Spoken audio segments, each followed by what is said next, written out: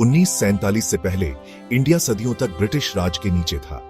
Britishers हमारे जमीन, resources और हमारी जिंदगी तक कंट्रोल करते थे। इंडियंस आजादी चाहते थे, खुद गवर्न करने का हक चाहते थे। ब्रिटिश रूल में जिंदगी बहुत मुश्किल थी। इंडियंस को डिस्क्रिमिनेशन झेलना पड़ता था और अपने ही देश में सेकंड क्लास सिटीजन्स जैसे ट्रीट किया जाता था।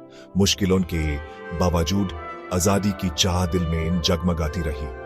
लीडर्स आए, लोगों को इंस्पायर किया और आजादी की एज जलाई। इंडियन नेशनल कांग्रेस जो 1885 में बना, वो सेल्फ रूल मांगने वाली एक स्ट्रॉन्ग आवाज बन गया। एक बड़े जुर्म के लिए स्टेज सेट हो गया था, आजादी की लड़ाई जो हिस्ट्री का रुख बदल देगी। आजादी की लड़ाई लंबी और मुश्किल थी। यह मूवमेंट लक्स ऑफ इंडियंस के स्ट्रॉन्ग जज्बे से चला।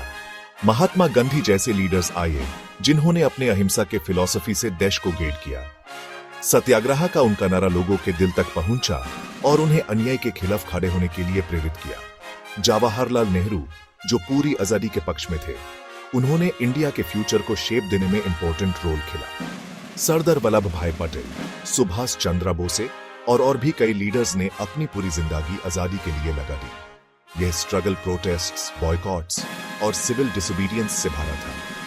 ब्रिटिशर्स ने बहुत सख्ती दिखाए, लेकिन वो आजादी की आग को नहीं बुझा सके जो लक्स ऑफ लोगों के दिलों में जल रही थी। जैसे जैसे इंडिया आजादी के करीब पहुंच रहा था, मुस्लिम्स की रिप्रेजेंटेशन का इश्यू सामने आया। मोहम्मद अली जिन्ना, मुस्लिम लीग के लीडर, उन्होंने मुस्लिम्स के लिए अलग देश की मांग की, क्योंकि उन्हें डर था कि इंडिपेंडेंट इंडिया में उन्हें साइडलाइन कर दिया जाएगा। इंडिया और पाकिस्तान का बंटवारा बहुत ही दुखद और दर्दनाक था। इस बंटवारे की वजह से हिस्ट्री का सबसे बड़ा मिग्रेशन हुआ। लक्स ऑफ हिंदूज, मुस्लिम्स और सिख्स अपने घर छोड़कर नई बाउंड्रीज पार करने को मजबूर हो गए। बंटवारे के टाइम बहुत भारी कम्युनल वायलेंस भी हुई, जिसने दोनों देशों की यादों पे गहरे जख्म छोड़ दिए। 15 अगस्त 1947 को इंडिया ने अपना ख्वाब, आजादी का ख्वाब, पूरा कर लिया। ये एक बहुत बड़ा दिन था, जिसने ब्रिटिश राज का खत्मा और एक नए देश का जन्म दिखाया।